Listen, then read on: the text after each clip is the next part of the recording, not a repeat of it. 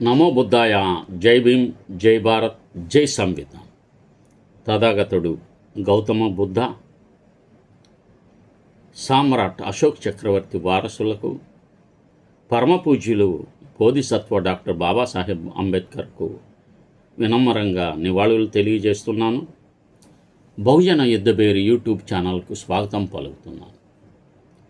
ఈ ఛానల్ను లైక్ చేయండి, షేర్ చేయండి, ప్రజలకు సమాచారం ఇవ్వగలరని విజ్ఞప్తి చేస్తున్నాను. ప్రశ్నించడం దేశద్రోహం కాదు. ప్రశ్నించడం ప్రజాస్వామ్యానికి ప్రాణవాయువు. ప్రశ్నించే సమాజమే సజీవ ప్రజాస్వామ్యానికి పునాది అనే సత్యాన్ని మనం గుర్తుంచుకోవాల్సిన కాలంలోనే ఉన్నాం. నేడు ప్రభుత్వాన్ని ప్రశ్నించినా, విధానాలను విమర్శించినా, అధికారాన్ని జవాబుదారీతనంతో పనిచేయమని కోరిన వెంటనే దేశద్రోహి, విదేశీ ఏజెంట్, అర్బన్ నక్సలైట్ వంటి ముద్రలు వేయడం ఒక ప్రమాదకర ధోరణిగా మారుతుంది. ప్రజాస్వామ్యంలో అసమ్మతి మార్గం స్వరం సహజం. దానిని అణిచివేయడం ప్రజాస్వామ్య బలహీనతకు సంకేతం. ప్రతి ఎన్నికల్లో ప్రజలు ప్రభుత్వానికి అధికారం అప్పగిస్తారు, కానీ ఆ అధికారం ప్రజలకే జవాబుదారీగా ఉండాలి. ప్రభుత్వాన్ని ప్రశ్నించడం అంటే దేశాన్ని ప్రశ్నించడం కాదు. ప్రభుత్వాన్ని ప్రశ్నించడం అంటే ప్రజల హక్కులను కాపాడాలని కోరడమే. రాజ్యాంగం ప్రతి పౌరుడికి భావ ప్రకటన స్వేచ్ఛను, శాంతియుత నిరసన హక్కును, సమావేశ స్వేచ్ఛను కల్పించింది. ఈ హక్కును ఉపయోగించే వారిని భయపెట్టడం ప్రజాస్వామ్య విలువలకు విరుద్ధం. ఇటీవల కాలంలో దేశవ్యాప్తంగా యువతలో కనిపిస్తున్న అసంతృప్తి ఒక సంఘటన వల్ల పుట్టింది కాదు. ముఖ్యంగా నిరుద్యోగం, ఉపాధి అభద్రత, పెరుగుతున్న విద్యా ఖర్చులు, జీవన వ్యయం, తగ్గుతున్న ఉద్యోగ అవకాశాలు, పెరుగుతున్న ఆర్థిక అసమానతలు, ఇవన్నీ సంవత్సరాలుగా పేరుకుపోయిన సమస్యలు. ఒక సంఘటన కేవలం ఆవేదనకు నిప్పంటించిన చిచ్చుబుడ్డు మాత్రమే. అసలు కారణాలు చాలా లోతుగా ఉన్నాయి.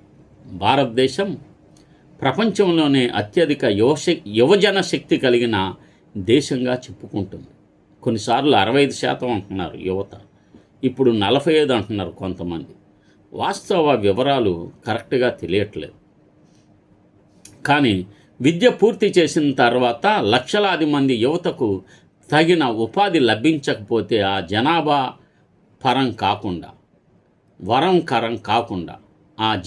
వరం కాకుండా భారంగా మారుతుంది. అంటే గొప్పగా ఉంది భారతదేశంలో జనాభా, యువత అంటే ఎక్కువగా ఉన్నారు, ప్రపంచంలో ఎవరికి లేనంతమంది యువత మన దేశంలోనే ఉన్నారు అని అది గొప్పగా వరంగా కాకుండా ఇప్పుడు అది భారంగా మారుతుంది. ఆర్థిక వృద్ధి జరుగుతున్నప్పటికీ ఉద్యోగాలు అదే స్థాయిలో పెరగకపోవటం ఉపాధి రహిత వృద్ధిగా ఆర్థిక నిపుణులు విశ్లేషిస్తున్నారు. చదువు పూర్తి చేసిన యువతలో పెరుగుతున్న నిరాశకు ఇదే ప్రధాన కారణం. మరోవైపు మధ్యతరగతి కూడా తీవ్ర ఒత్తిడిని ఎదుర్కొంటుంది. ఒకవైపు పన్నుల భారం, మరోవైపు విద్య, వైద్యం, గృహ వ్యయం నిరంతరం పెరుగుతున్నాయి. ఉద్యోగం వచ్చినా అది ఎంతకాలం ఊడుద్దో తెలియని పరిస్థితి. కార్పొరేట్ రంగంలో పెరుగుతున్న ఉద్యోగ అభద్రత, అధిక పని గంటలు యువత మానసిక ఒత్తిడికి గురి చేస్తున్నాయి. ఇలాంటి పద్ధతుల్లో సమాజంలో అసంతృప్తి పెరగడం సహజమే. ప్రజల ఆవేదనను వినాల్సిన ప్రజాస్వామ్య సంస్థ కూడా సమర్థవంతంగా స్పందించడం లేదనే భావన ప్రజల్లో పెరుగుతుంది. ప్రజలు కోర్టులను, ఎన్నికల సంఘాన్ని, మీడియాను ఆశ్రయించినప్పుడు కూడా తమ స్వరానికి తగిన ప్రాధాన్యం లభించడం లేదనే అభిప్రాయం ఏర్పడితే ప్రజల్లో న్యాయ వ్యవస్థలపై విశ్వాసం దెబ్బతింటుంది. ఇప్పుడు అన్ని వ్యవస్థలతో పాటు న్యాయ వ్యవస్థ కూడా పూర్తిగా దెబ్బతిందనే భావన బలంగా ఉంది పౌరుల్లో. ఇది ఏ ప్రజాస్వామ్యం కన్నా ఆందోళన కలిగించే అంశం. చరిత్ర చెబుతున్న ఒక గొప్ప సత్యం ఏమిటంటే సమాజాన్ని శాశ్వతంగా భయంతో, మౌనంగా ఉంచడం అసాధ్యం. తిరుగుబాటు వస్తుంది, తప్పనిసరిగా వస్తుంది. ప్రజల ఆవేదన ఒక దశలో ఉద్యమంగా మారుతుంది. ఆ ఉద్యమానికి ఎల్లప్పుడూ ఒక నాయకుడు అవసరం ఉండకపోవచ్చు. కొన్ని సందర్భాల్లో ప్రజలే నాయకులు అవుతారు. చరిత్రలో జరిగిన అనేక ప్రజా ఉద్యమాలు ఇదే విషయాన్ని చూపించాయి. తెలంగాణ ఉద్యమ సిద్ధాంతకర్త ప్రొఫెసర్ జయశంకర్ చెప్పిన ఒక మాట ఈ సందర్భంలో ఎంతో ముఖ్యమైనది. ప్రజలకు కష్టాలు తెలుసు, కానీ వాటి కారణాలు తెలియవు. ప్రజలకు అనుభవాలు ఉంటాయి, కానీ పరిష్కారాలు తెలియవు. ఆ కారణాలను, పరిష్కారాలను విద్యావంతులు సమాజానికి వివరించాలి. ఈ మాటలు నేటి భారత సమాజానికి కూడా వర్తిస్తాయి. ఎవరు చెప్పాలి ఈ విషయాలన్నీ? విద్యావంతులే చెప్పాలి సమాజానికి. ప్రజలు కష్టపడి పనులు చేసుకుంటారు.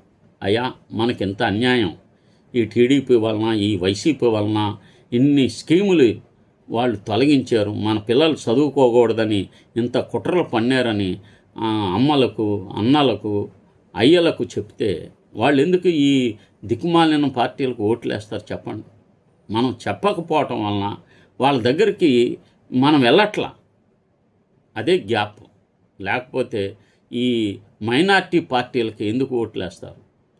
మేధావులు, ఉపాధ్యాయులు, రచయితలు, పాత్రికేయులు, సామాజిక కార్యకర్తలు మౌనంగా ఉండకూడదు.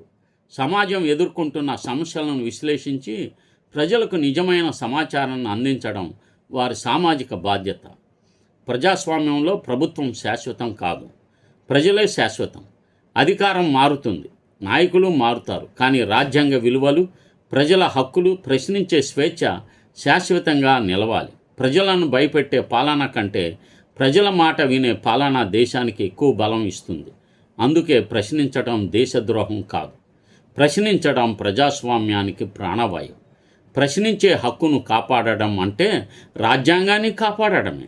భయాన్ని జయించి, హక్కులను గౌరవించి, ప్రజల స్వరాన్ని ఆలకించే సమాజమే నిజమైన ప్రజాస్వామ్య భారతదేశానికి పునాది అవుతుంది. ఈ విషయాలు గమనంలో ఉంచుకోవాలని మనవి చేస్తున్నాను. నమో బుద్ధాయ. జై భీమ్. ఈ బహుజన యుద్ధబేరి యూట్యూబ్ ఛానల్ను సబ్స్క్రైబ్ చేయండి, షేర్ చేయండి, లైక్ చేయండి, సమాజానికి తెలియచేయండి. హైప్ బటన్ ఇవ్వడం ద్వారా ఈ యొక్క వీడియో ఎక్కువ మందికి రీచ్ అవుతుంది. మీరు అనేక వీడియోస్ నేను ఈ మాటలు చెప్పకుండా ఏదో చిన్న చిన్న నాకు బీఫ్ ఉండటం బాగొచ్చు, అలాగే ఫోర్క్ బాగా వండుతాను. ఈ 2 వీడియోలు చేస్తే నాకు కొన్ని వేల మంది సబ్స్క్రైబర్స్ అయ్యి ఉండేవాడు. కానీ నాది ఆ పని కాదు. మానసికంగా చైతన్యవంతులుగా మార్చడమే. ఈ బుర్రకు పెట్టడం చాలా కష్టం, వినోదం చాలా తేలిక. కానీ మనసులను ఆలోచింపజేయటం అనేది అత్యంత కష్టసాధ్యమైన విషయం. ఒక భావజాలంలో స్థిరంగా ఉంటారు. ఒక మతపరమైన ఉదాహరణ క్రైస్తవ భావజాలంలో పుట్టిన వారు ఎంతకీ పక్కకి రారు. ఎన్ని కష్టాలైనా నష్టాలైనా ఎదుర్కొంటారు. కానీ ఆ భావజాలం సరైనదిగా కాదా అంటే మీరు వేరొక భావజాలాన్ని కూడా చదవాలి. అప్పుడే మీకు పోల్చుకొనడం, దీంట్లో ఏముంది, దాంట్లో ఏముంది అని తెలుస్తుంది.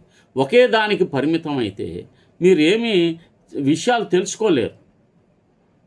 కీ హోల్ నాలెడ్జ్ అని అంటూ ఉంటారు. అంటే తలుపు రంధ్రంతో నుంచి చూస్తూ ఉంటే ఎంతవరకు కనపడుతుందో అదే మనకు తెలిసిన గొప్ప విషయంగా భావిస్తూ ఉంటాం.